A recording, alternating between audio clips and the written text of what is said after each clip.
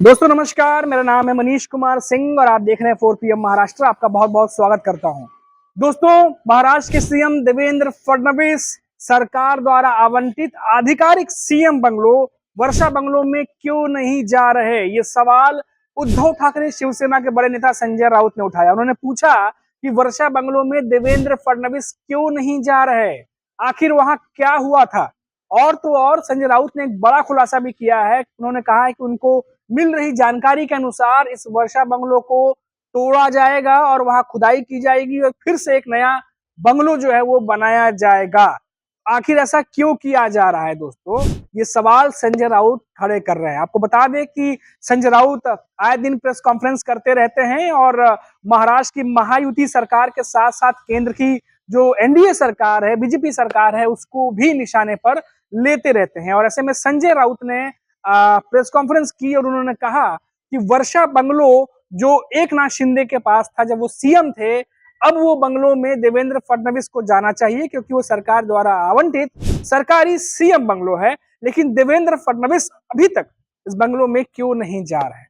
आखिर जो जानकारी उन्हें मिल रही है कि आखिर क्यों इस बंगले को तोड़ा जा रहा है, क्यों वहां खुदाई की जाएगी, उसके बाद नया बंगलो बनेगा। जी हाँ दोस्तों, ये बात संजय राउत कहते नजर आ रहे हैं। इतना ही नहीं, आपको बता दें दोस्तों, कुछ दिनों पहले ही संजय राउत ने कहा था कि किस तरीके से उन्होंने सामना में लेख लिखा था और बताया था कि उन्हीं के एक नेता है जानने वाले, और उन्होंने बताया कि एकनाथ शिंदे जो है वो अभी भी सीएम ना बनाए जाने से जो उन्हें दुख पहुंचा है उससे वो बाहर जो है अभी तक नहीं आ पाए हैं। और बहुत सारी चीजें एकनाथ शिंदे के साथ हुई हैं जो भीतर ही भीतर इन नेताओं को पता है, एकनाथ शिंदे को पता है, जो बाहर नहीं आई हैं।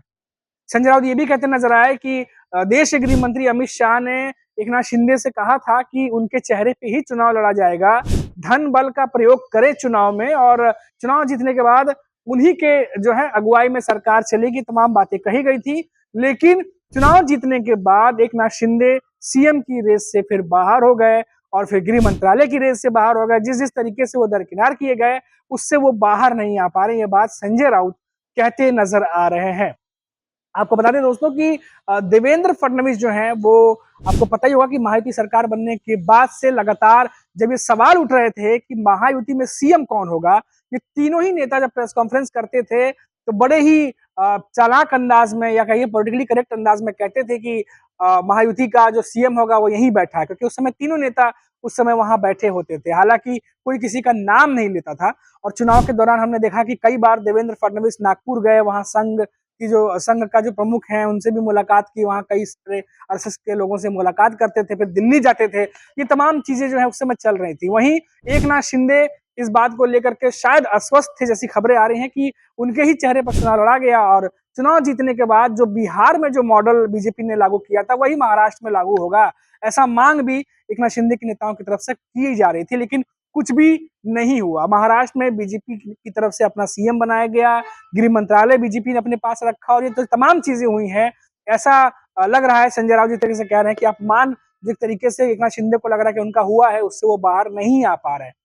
ये तमाम जो बातें हैं वो संजय राउत कहते नजर आ रहे हैं दोस्तों। और आपको पता ही है कि हमने जैसा कि डिटेल में वीडियो में बताया कि जो तमाम इन दिनों महायुति की जो मंत्रिमंडल की बैठकें हो रही हैं उन बैठकों में देवेंद्र फडणवीस, अजित पवार तो पहुंचते हैं, लेकिन जो एकनाथ शिंदे हैं वो नहीं पहुंच रहे हैं दोस्तों, जिसको लेकर के बार बार ये बातें हो रही हैं कि क्या एकनाथ शिंदे कुछ ज्यादा ही नाराज है देवेंद्र फडणवीस से, क्या एकनाथ शिंदे देवेंद्र फडणवीस से कुछ डिमांड रखे हुए हैं जिसकी बात अभी तक फाइनल नहीं हुई है, और क्या पालक मंत्री का ही जो मुद्दा है वो अकेला एक ऐसा मुद्दा है जिसको लेकर के सियासत तेज है, या फिर उसके अलावा भी कोई बात है जो अभी तक मीडिया में या बाहर नहीं आई है। तो कई सारी अटकलें भी ऐसी चल रही है दोस्तों। लेकिन इतना जरूर है कि एकनाथ शिंदे या देवेंद्र फडणवीस के बीच जो चीजें चल रही हैं उसमें बहुत सारी चीजें जो है वो सियासत को गरमाने वाली हैं, क्योंकि दोनों नेताओं के बीच में अब तक कोई ऐसी मुलाकात नहीं हुई इसको देख करके ये कहा जाए कि हाँ दोनों नेताओं के बीच में सब कुछ ठीक चल रहा है। वहीं अगर हम दोस्तों बात करें संजय राउत की, तो जैसा उन्होंने कहा कि जो जानकारी उन्हें मिल रही है कि वर्षा बंगलो जो कि 2022 में एकनाथ शिंदे सीएम बने थे तो उन्हें अलॉट किया गया था, सरकारी बंगलो है, उस बंगलो में देवेंद्र फडणवीस को जाना चाहिए था सीएम बनने के बाद, लेकिन अब तक वो नहीं अगर गए हैं तो वो बंगलो में क्यों नहीं जा रहे, उन्हें किस बात का डर है, ये तमाम बातें जो है संजय राउत पूछ रहे हैं। और क्यों जो सरकारी आवास जो है उस पर नहीं जा रहे हैं, तो ये महाराष्ट्र की जनता के लिए जानने लायक है, शोध का विषय है, ऐसा भी संजय राउत कहते नजर आ रहे हैं। तो अब देखना होगा कि संजय राउत जो जानकारी दे रहे हैं या जो दावे कर रहे हैं, क्या उसमें कोई सच्चाई है कि आने वाले समय में वाकई में वर्षा बंगलो, जो कि महाराष्ट्र सीएम का बंगलो होता है, उसमें क्या खुदाई होने वाली है, क्या उसे तोड़ा जाएगा, फिर से बनाया जाएगा? अगर ऐसा है तो ऐसा क्यों किया जा रहा है? तो आने वाले समय में इन तमाम बातों पर से जो है वो पर्दा उठेगा। फिलहाल क्योंकि संजय राउत ने ये बात कही और अचानक वर्षा बंगलो जो है वो तोड़ने की बात सामने आई या वहां खोदने की बात सामने आई, तो ये बातें जो है अब सुर्खियों में आ रही है। अभी तक इतना ही। आप देखते रहिए 4 PM महाराष्ट्र और मुझे इजाजत दीजिए। नमस्कार।